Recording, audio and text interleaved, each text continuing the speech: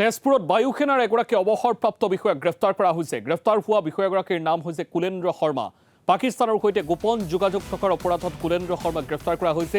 ভাৰতীয় সেনাৰ তথ্য শত্ৰু ৰাষ্ট্ৰ পাকিস্তানক যোগান ধৰাৰ অভিযোগত গ্ৰেপ্তাৰ কৰা হৈছে আৰু অৱসৰপ্ৰাপ্ত বিষয়াগৰাকীৰ ঘৰ হৈছে তেজপুৰৰ পাতিয়া চুবুৰীত। কুলেন্দ্ৰ শৰ্মাক তেজপুৰ আৰক্ষীয়ে জেৰা অব্যাহত ৰাখিছে।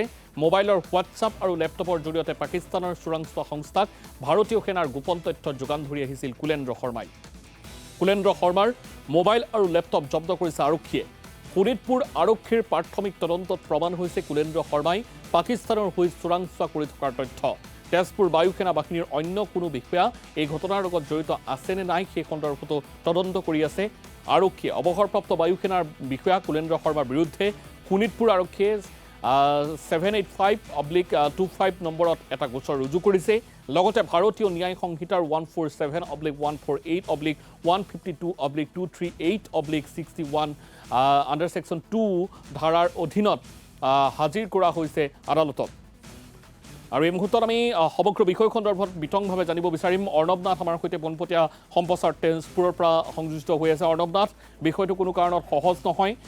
এগৰাকী বায়ু সেনাৰ অৱসৰপ্ৰাপ্ত বিষয়া, যিগৰাকী বিষয়াই পূৰ্বতে আচলতে দেশখনৰ প্ৰশাসনিক দিশটো চোৱা চিতা কৰাৰ ক্ষেত্ৰত যথেষ্ট গুৰু ভূমিকা পালন কৰিছে। গতিকে সেইগৰাকী বিষয়া এনেধৰণৰ কাৰ্যত যিহেতু জড়িত হৈ আছে, যিটো অভিযোগ আছে কুলেন্দ্ৰ শৰ্মাৰ বিৰুদ্ধে, এই অভিযোগে সমগ্ৰ দেশখনৰ যিসমূহ নিৰাপত্তাজনিত বিষয়বস্তু, সেই নিৰাপত্তাজনিত বিষয়বস্তুত কিন্তু যথেষ্ট প্ৰভাৱ আৰু অসুবিধাৰ সৃষ্টি কৰি আহিছিল। এতিয়া কুলেন্দ্ৰ শৰ্মাৰ লগত আন কোনো ব্যক্তি জড়িত হৈ থাকিব পাৰে নেকি?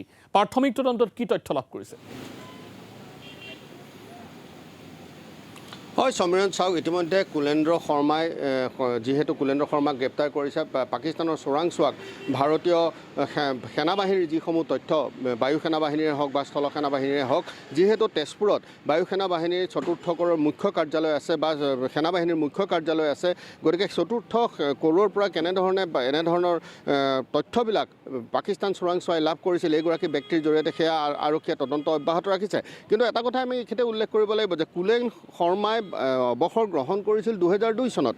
তাৰ পৰৱৰ্তী সময়ত 2007 চনৰ পৰা তেওঁ তেজপুৰ বিশ্ববিদ্যালয়ত কৰ্মৰত হৈ আছিল আৰু তেজপুৰ বিশ্ববিদ্যালয়ৰ পৰাও ইতিমধ্যে তেওঁ অৱসৰ গ্ৰহণ কৰিছে। কিন্তু 2002 চনৰ পৰা বিগত 23 বছৰে বায়ু সেনা বাহিনীত নথকা এজন ব্যক্তিৰ সৈতে কেনেধৰণে ভিতৰৰ সকলো খবৰ তেওঁ পাকিস্তানী চোৰাংচোৱাক যোগান ধৰিব পাৰিছে, যে বায়ু সেনা বাহিনীৰে হওক বা ভাৰতীয় সেনাবাহিনীৰে কোনোবা বিষয়া বা কৰ্মচাৰী এই তথ্যসমূহ যোগান ধৰাৰ ক্ষেত্ৰত আছে নেকি? আৰু কুলেন্দ্ৰ শৰ্মা, যিগৰাকী কুলেন্দ্ৰ শৰ্মাৰ নামেই কৈছোঁ, তেওঁ টেকনিকেল এছিষ্টেণ্ট আছিল আৰু টেকনিকেলি হয়তো তেওঁ সেই বিশেষ ব্যক্তিজনৰ বিশেষ পাৰদৰ্শিতা থাকিব পাৰে।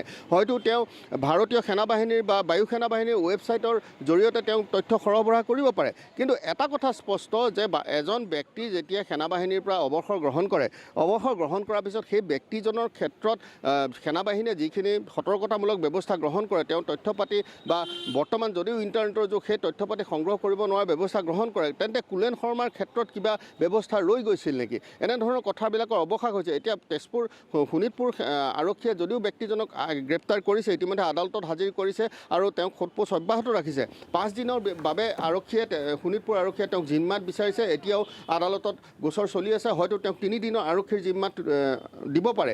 কিন্তু এটা কথা এইখিনি স্পষ্ট হৈছে, ভাৰতৰ যিটো অখণ্ডতা, এই অখণ্ডতাৰ প্ৰতি এক ভাবুকিৰ সৃষ্টি হৈছে। কিন্তু ভাৰতীয় সেনাবাহিনী বা বায়ু সেনাবাহিনীৰ যিসমূহ তথ্য, সেই তথ্যসমূহ পাকিস্তানী চোৰাংচোৱাক কেনেধৰণে সৰবৰাহ কৰিব পাৰিছে তেজপুৰত থাকি এজন ব্যক্তিয়ে, সেইসমূহ কিন্তু বিশেষ বিচাৰ্য বিষয়। গতিকে এনে ক্ষেত্ৰত এতিয়া শোণিতপুৰ আৰক্ষীয়ে যিহেতু তেওঁৰ লেপটপ আৰু মোবাইল জব্দ কৰিছে আৰু তেওঁৰ তথ্য যে সৰবৰাহ কৰিছিল সেই তথ্য তেওঁ ডিলিট কৰিছে, সেইসমূহ ফৰেনচিকলৈ প্ৰেৰণ কৰিছে। সেই ডিলিট কৰা যিসমূহ মেছেজ বা যিসমূহ তথ্য, সেয়া উদ্ধাৰ কৰাৰ পিছত হয়তো আৰু বহু কথা পোহৰলৈ আহিব। ইতিমধ্যে ভাৰতীয় সেনাবাহিনীৰ নিশ্চয় অৰ্ণৱ নাথ, এই মুহূৰ্তত আমি আপোনাক ধন্যবাদ জনাইছোঁ। আৰক্ষীৰ মন্তব্য আছে, আমি সেই মন্তব্য শুনাম।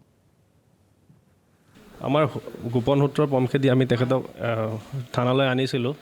আমাৰ সূত্ৰৰ মতে তেখেতে পাকিস্তানী এজেঞ্চিৰ লগত লিংক এটা স্থাপন কৰি থৈছে। গতিকে সেই সন্দৰ্ভত আমাৰ ইনভেষ্টিগেশ্যন চলি আছে।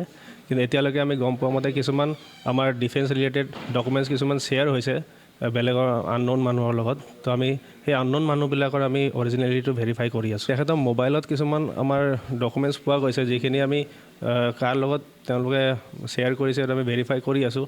আমাৰ যিহেতু তেওঁৰ লগত আমাৰ পাকিস্তানী ইণ্টেলিজেন্সৰ লিংক আছে বুলি আমি সূত্ৰৰ মতে গম পাইছিলোঁ গতিকে এইবিলাক মানে ডকুমেণ্ট শ্বেয়াৰটো পাকিস্তানী মানে সূত্ৰৰ লগতো কৰিব পাৰে বুলি আমি বিশ্বাস কৰিছোঁ আশা কৰিছোঁ এতিয়ালৈকে মেইলৰ একো পোৱা নাই মোবাইলৰ পৰা গৈছে বুলি আমি প্ৰাৰম্ভিক অৱস্থাত আমি ধাৰণা কৰিছোঁ আমাৰ ফৰেনচিকত দিলে আমাৰ মানে আচল তথ্যখিনি ওলাব বুলি আমি আশা কৰিছোঁ